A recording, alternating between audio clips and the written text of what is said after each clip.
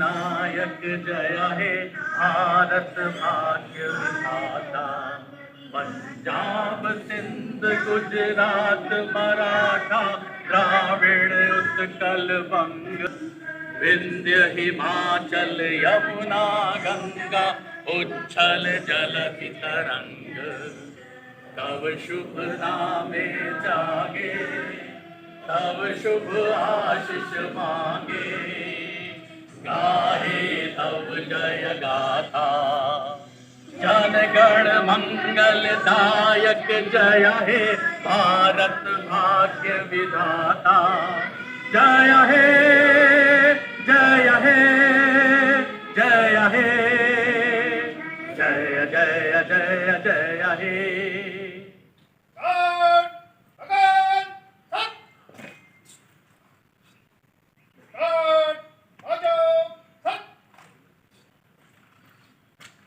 भारत माता की, भारत माता की। उत्तर प्रदेश के मुरादाबाद जिला मुख्यालय में स्वतंत्रता दिवस बड़े ही हर्षोल्लास से मनाया गया। इस अवसर पर जिलाधिकारी अनुज सिंह ने कलेक्ट्रेट के कर्मचारियों व गार्डों को प्रशस्ति पत्र देकर सम्मानित किया। यह आयोजन भारतीय स्वतंत्रता की 79वीं वर्षगांठ के उपलक्ष्य में आयोजित किया गया था। जिलाधिकारी अनुज सिंह द्वारा कलेक्ट्रेट में ध्वजारोहण किया गया। इस मौके पर अपर जिलाधिकारी नगर ज्योति सिंह व अपर जिलाधिकारी प्रशासन गुलाब चंद्र मौजूद रहे। कलेक्ट्रेट के कर्मचारी गार्डों को उनके उत्कृष्ट कार्यों के लिए प्रशस्ति पत्र देकर सम्मानित किया गया। स्वतंत्रता दिवस के अवसर पर सांस्कृतिक कार्यक्रमों का आयोजन भी किया गया। इस दिन को और अधिक यादगार बनाने के लिए उत्तर प्रदेश सरकार ने सुरक्षा के कड़े इंतजाम किए थे। उत्तर प्रदेश सरकार हर साल स्वतंत्रता दिवस को बड़े ही धूमधाम से मनाती है और इस वर्ष भी विभिन्न कार्यक्रमों का आयोजन किया गया था।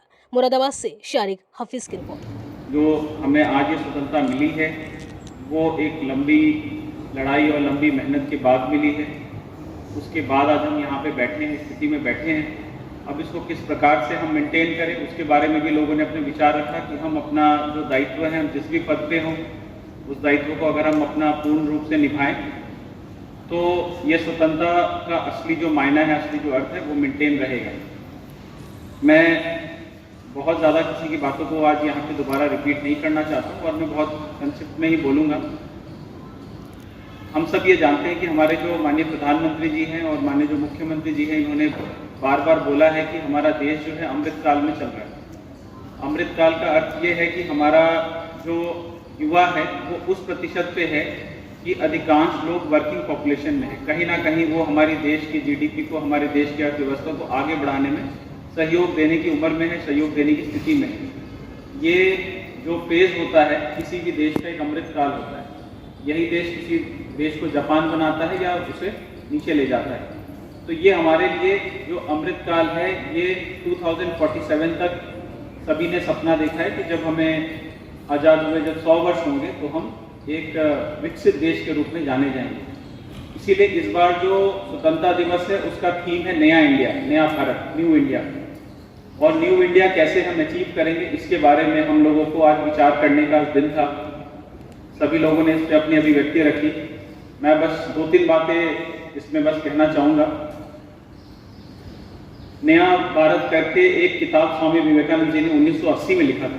1980 और लगभग 40-45 वर्ष बीत गए, लेकिन मुझे लगता है कि इसमें लिखी गई जो बातें हैं बहुत ही संक्षिप्त सी पुस्तक है, मात्र 50-52 पन्ने की वो पुस्तक है।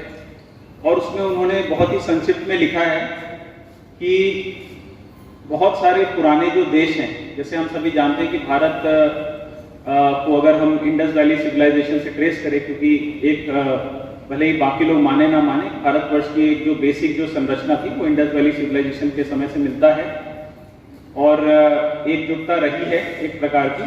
तो लगभग 4000 वर्ष पुराना हमारा इतिहास है। इतना ही पुराना इतिहास बहुत सारे अन्य देशों का भी है। लगभग 7-8 और देश है जो हमारे समकालीन है, जो 3-4 हजार साल पुराने हैं।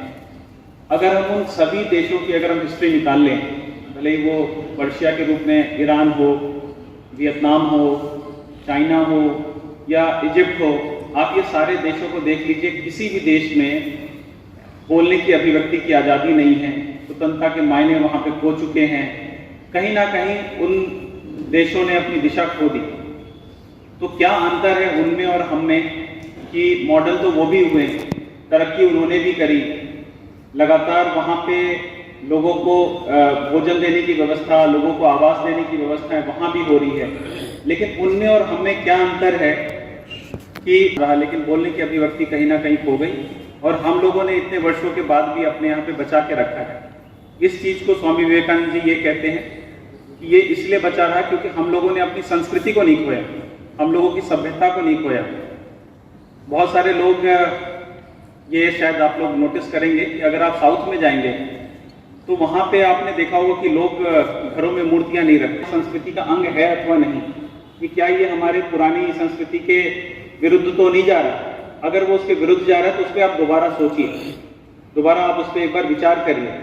हमें साइंस एंड टेक्नोलॉजी को भी अपनाना पड़ेगा, जो हम लगातार अपना रहे हैं। हम लोग चांद तक पहुंच चुके हैं। हम लोग अभी हमने जो पाकिस्तान के साथ जो युद्ध हुआ उसमें हमने अपने 5th जनरेशन फाइटर को भी देखा, वो भी ऑपरेशन में आया। हमने अपनी पूरी कैपेबिलिटी में देखी, एयर डिफेंस की कैपेबिलिटीज देखी, जो कि बड़े बड़े देशों में नहीं है।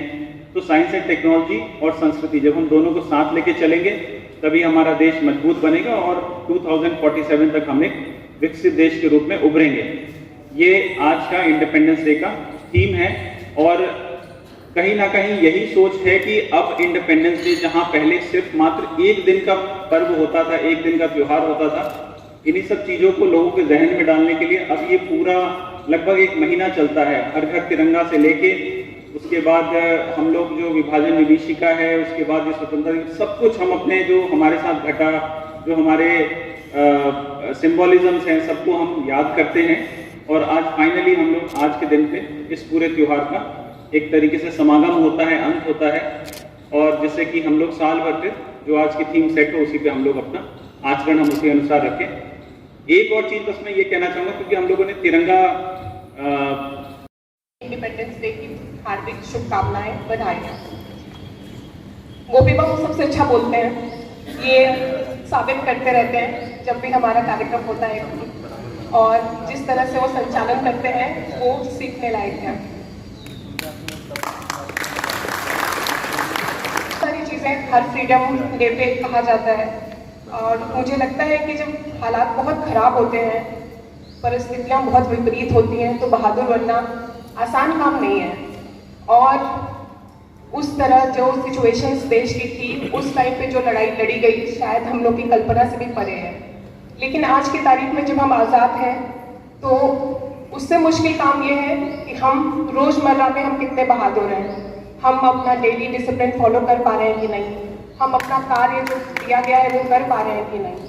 शायद एक दिन लड़ के जीतना आसान होता है और हम उसको सालों तक उस पर फक्र करते हैं, पर जो डेली जो अपनी ज़िंदगी हम जीते हैं, जो काम हम करते हैं, जो लोगों की सेवा हम कर सकते हैं, या बहुत सारे और भी कार्य हैं, वहाँ पर डेली रिपीटेटिव मोनोटोनस वो कार्य करते हुए हम कितने बहादुर रहते हैं, ये बहुत उससे भी बड़ी बात है। तो आजकल जो चीज़ें कही गई हैं यहाँ पर इस मंच से, मैं ये कहना चाहूँगी कि मैं जैसे 8 घंटे होते हैं कार्य करने के,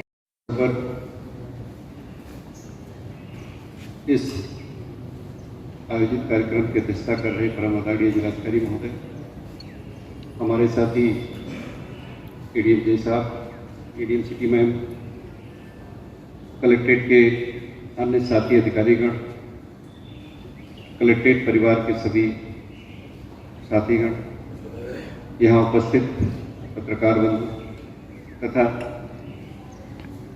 इस जनपद के सम्मानित, हमारे जीवन काल के लिए बड़ा ही महत्वपूर्ण और गौरवमय क्षण है। आज ही के दिन हमारा देश आज़ाद हुआ था। हम अपनी संस्कृति, जाति, धर्म, परंपरा के अनुसार बहुत से पर्व मनाते हैं, उत्सव मनाते हैं, परंतु जब देश की बात आती है तो हमारे लिए सिर्फ 3 ही राष्ट्रीय पर्व है, 15 अगस्त, 2 अक्टूबर और 26 जनवरी, जो हमें एक राष्ट्र के रूप में पिरोता है, एक राष्ट्र की संकल्पना, उसकी भावना, उसके विचार से बांधता है। और आज के इस युग में जब हम लोगों का अधिकतर टाइम डिजिटल हो चुका है, जिसमें हम काम के साथ साथ बहुत ज़्यादा समय अनावश्यक मोबाइल, टीवी, इन सब चीज़ों पे बिताते हैं,